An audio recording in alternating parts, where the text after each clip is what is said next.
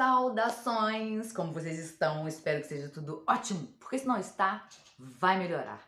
E neste vídeo eu vou falar sobre o cinto de castidade. Bom, existiu o cinto de castidade?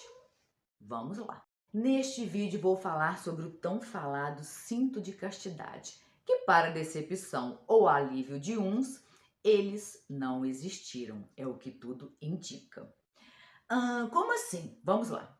Como nos é contado, né, os cintos retratados são como uma espécie de calcinha composta de metal que se ajusta à cintura, né? Tem cadeado e apenas um orifício para as necessidades fisiológicas.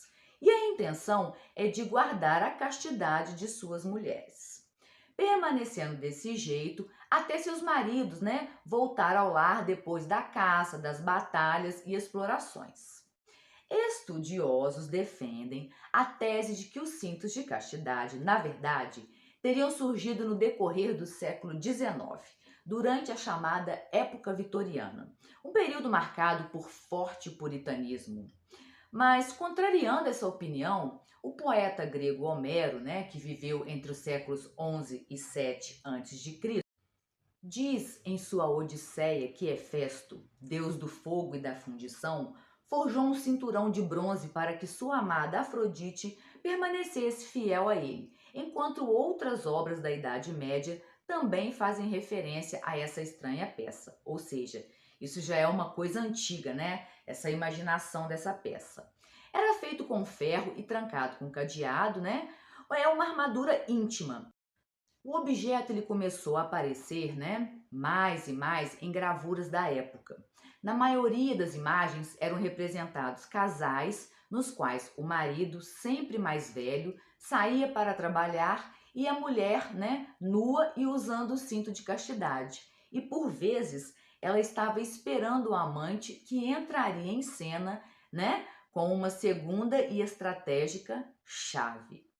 O primeiro desenho de um cinto de castidade aparece no Belleforts. É um manual militar de 1405, feito por Conrad Kaiser, tá? Que apresenta instrumentos de guerra como catapultas, armaduras e aparelhos de tortura e desenhos dos cintos de castidade. Mas eram apenas desenhos. Mas o livro ele não foi levado a sério nem mesmo pelo próprio autor, porque ele incluía piadas nesse manual sobre Pum, tá? Que era um tema sobre a imortalidade e que eram assuntos assim favoritos no humor medieval, era Pum, imortalidade. Então, de acordo com Albrecht Clausen, da Universidade do Arizona, essas ilustrações elas não passavam da representação sarcástica de um medo masculino. Os maridos mais velhos temiam que suas mulheres os traíssem com os mais jovens. O mito do cinto de castidade, ele surgiu durante o Iluminismo, né? Para que esse movimento se afirmasse como superior à Idade Média, que seria a Era da Obscuridade. Então a mitificação ela foi apoiada pela Grande Enciclopédia Francesa, que foi editada em 1751. O livro assegurava que o uso do cinto era generalizado na Idade Média e o mito se consolidou como verdade. Então, diante de uma enciclopédia, né, as pessoas deram crédito, achavam que era verdade mesmo. E um outro impulso também para a lenda, né, para o mito do cinto de castidade, apareceu no final do século XIX, quando o próprio toque íntimo era visto como pecado e o cinto como um remédio para ele. Há informação de que até os primeiros anos do século XX foram apresentadas várias patentes de diferentes cinturões de castidade, cuja missão seria evitar que jovens se tocassem. É verdade. Esses cinturões modernos, né, nos quais o couro substitui o metal, também serviam ou pretendiam servir para proteger as mulheres de abusos e violência sexual. Bom, então assim, diante disso, então aí nesse caso podem sim ter sido criado esse tipo de cinto, embora não há provas. Mesmo porque, né, entra naquela questão da higiene íntima. Bom, mas seu uso difundido na Idade Média pode não passar de uma grande mentira, na qual se acreditou até a década de 1990, recentemente. A lenda ela foi alimentada em todos esses séculos, não só pelo popular, mas também por especialistas em artigos científicos e mesmo em museus.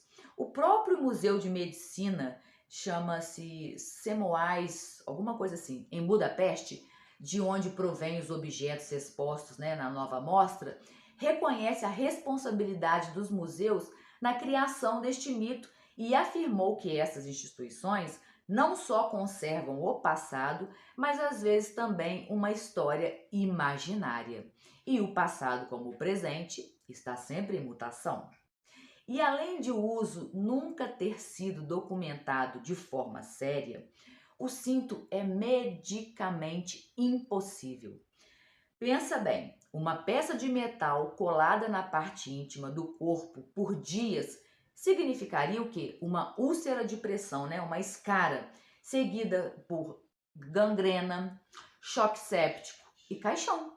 Uma mulher não sobreviveria, né, aos consequentes problemas higiênicos e de saúde depois de vários dias.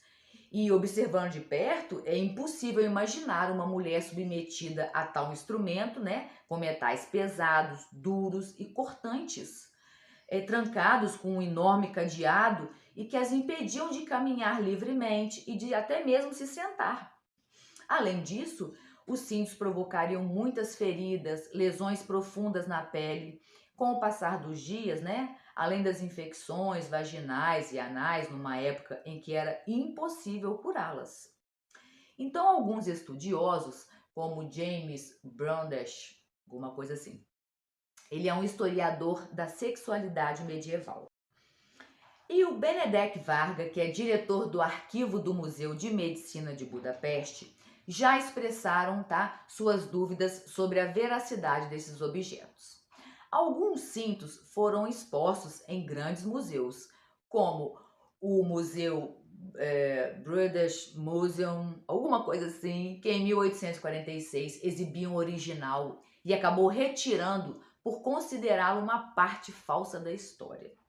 Os cintos que já foram expostos em museus são objetos do século XVIII e XIX, expostos em circos e museus desavisados.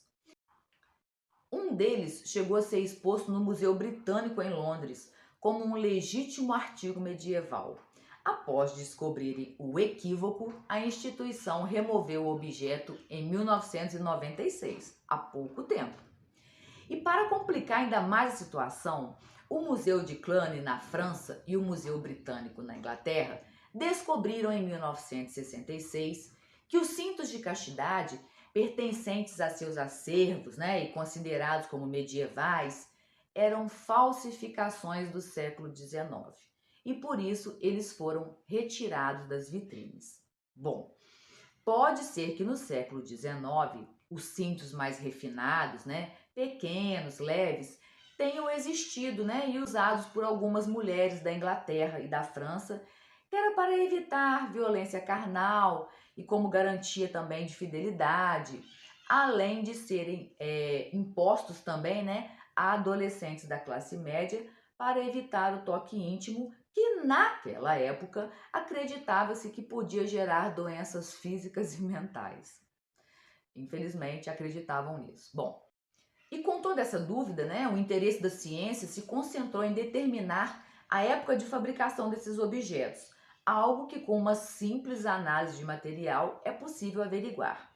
E foi averiguado. E, depois disso, se descobriu que todos esses objetos eram falsificações do século XIX, explicou o responsável do museu. O Museu Britânico ele exibiu por 150 anos um cinto de chapas de ferro que todos pensavam ter vindo do século XII. Mas em 96, né, o material foi retirado da vitrine e, segundo um curador, a relíquia era uma falsificação fabricada provavelmente no século XIX. Bom, já no Museu de Cluny, localizado no centro de Paris, o cinto em exposição seria mais recente, teria pertencido a Catarina de Médici, do século XVI, e tinha as chapas de ferro cobertas por um arco de veludo. E também nos anos 90 foi retirado do catálogo. Por quê? Era fraude. Esse também era uma fraude. E apesar da peça ter toda a história interessante e cômica também, né? Nada foi comprovado sobre sua existência. E seguindo a lógica, né, da medicina, na questão do cinto provocar feridas, infecções, levar a mulher até a morte, principalmente, né, numa época que não havia medicação própria para isso, né? Hoje em dia, qualquer infecçãozinha, você já tem que ir no médico, né? Toma antibiótico. Então, há mais provas de que o cinto não existiu do que existiu. E agora fica no nosso imaginário popular. De qualquer forma, se ele não existiu, né? Valeu pela história desses anos todos, né? Que foi até engraçado. Bom, gostaram do vídeo? Se gostaram, deixe o seu joinha, se inscreva e o que eu desejo a vocês é claro que fiquem na paz.